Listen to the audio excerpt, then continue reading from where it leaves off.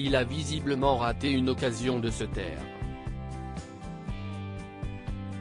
Alors que les élections présidentielles approchent, les candidats multiplient les interventions pour faire valoir leur programme et annoncer les mesures qu'ils espèrent mettre en place s'ils sont élus président ou présidente de la République. Un exercice télévisuel auquel Cyril Hanouna a voulu participer avec son Face à Baba sur C8, dans laquelle il reçoit les candidats pour des débats animés face à des personnes qui sont pour, mais aussi contre eux.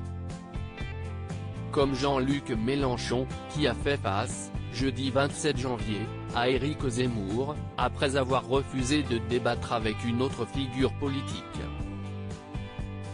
Pour un deuxième round après leur débat sur BFM TV, les deux hommes se sont une fois de plus livrés à un débat, ponctué de remarques cinglantes, qui n'ont pas manqué de décontenancer Cyril Hanouna. Alors qu'il a interrompu Jean-Luc Mélenchon dans son propos sur les retraites, Éric Zemmour a lancé à ce dernier sa rançoure, tandis que son concurrent lui demandait de répéter sa remarque, qui n'est pas passée inaperçue auprès du candidat de la France insoumise. Et pour cause, il est malentendant depuis la naissance. Vous avez quelque chose contre les handicapés, j'ai remarqué, lui a alors rétorqué Jean-Luc Mélenchon, faisant référence aux propos polémiques du candidat de Reconquête, qui a dénoncé l'obsession de l'inclusion des enfants handicapés dans les établissements scolaires. Quand Jean-Luc Mélenchon a-t-il découvert son handicap? Dépeignant Éric Zemmour comme un homme grossier et vulgaire qui déteste tout le monde. Vous devriez réfléchir. La chose que vous avez sous les cheveux qu'il vous reste, ça s'appelle un cerveau, ça sert à ça, a lancé Jean-Luc Mélenchon sans détour, lui qui en 2016 s'était confié sur son handicap.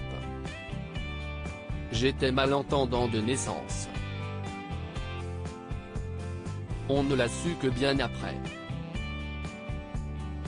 Point sur le moment, on disait de moi tout le temps, il est dans la lune.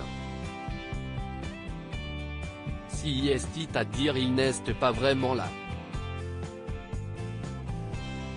Et, en effet, je n'étais pas là, avait-il précisé dans le divan, expliquant que lorsque l'on est sourd, il faut se brancher sur la réalité et que ceci est un effort, car, il faut écouter, tendre l'oreiller, continuellement.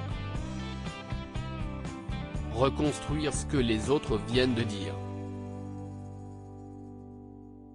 Être avec les autres, ça demande une discipline, un effort, si est un acte volontaire. Vous êtes avec les autres que vous le vouliez ou non.